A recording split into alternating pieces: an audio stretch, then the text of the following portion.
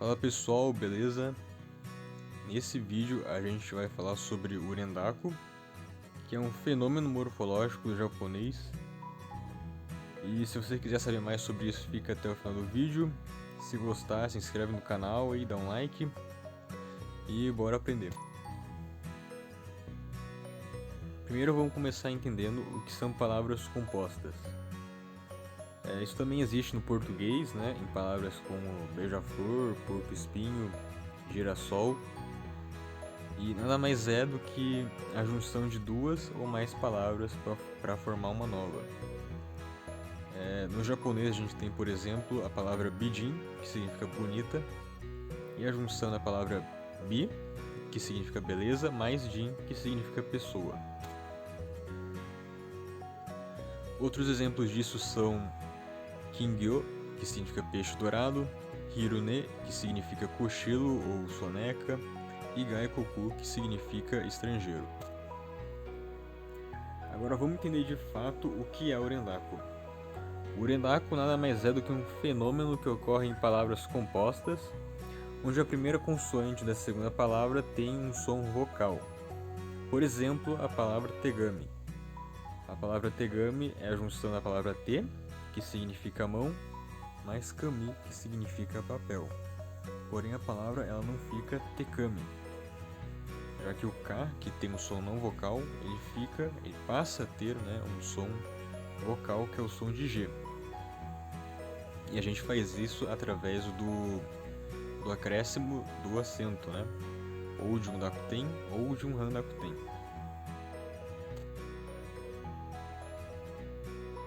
E o que são sons vocais e não vocais? Quando a gente faz um som vocal, a gente está utilizando as cordas vocais, ao contrário de quando a gente faz um som não vocal. Agora alguns exemplos aqui de rendaku para a gente começar a entender o que é isso. Hibi significa dia a dia, e a junção da palavra hibi com ela mesma, né? Que forma então hibi e não hihi.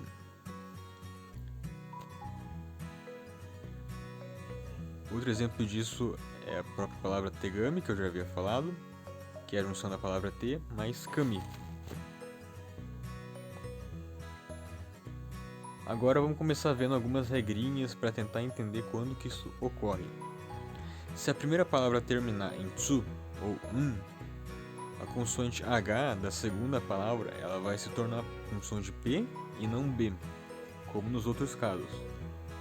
Por exemplo, a junção de en mais hitsu, que fica enpitsu e não enbitsu, né? Já que a palavra en ela termina com e a segunda palavra ela começa com o som de H, né? Ri.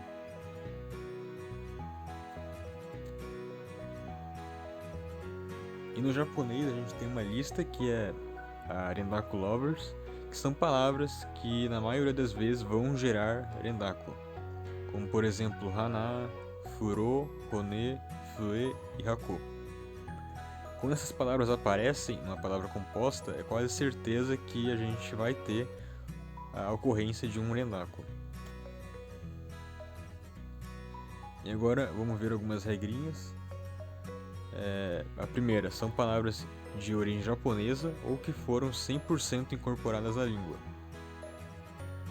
E nessas palavras a gente não pode já ter um dakuten ou um handakuten, porque no japonês, assim como no português, a gente não tem palavras com dois acentos, né, numa mesma palavra.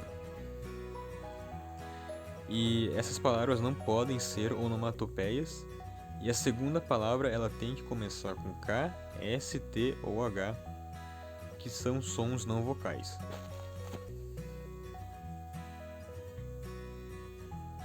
E a lei de Lyman fala, nos dá uma ideia sobre quando que a gente vai usar o rendaku. Quando a gente já tem algum acento, um dakuten ou um handakuten, a gente não vai usar o rendaku, né? Independente de ser na primeira palavra ou na segunda palavra, se já tem algum dakuten ou handakuten, a gente não vai utilizar o rendaku. Por exemplo, na palavra Yamakadi.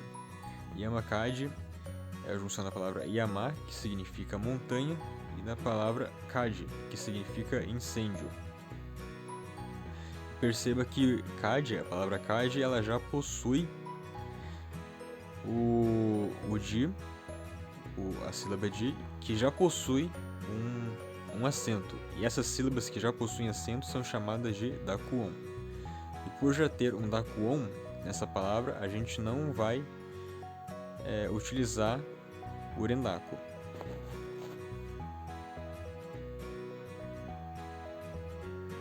E caso a segunda palavra ela tenha 3 sílabas, pode ser que ocorra um fenômeno onde a gente troca o acento da segunda sílaba para a primeira. Por exemplo, a palavra shita tsutsumi, que é a junção das palavras shita mais tsuzumi, certo? Então a gente trocou aqui o acento, o dakuten, da segunda sílaba de tsuzumi, que é zu, e passamos para a primeira sílaba, que era tsu, e virou zu.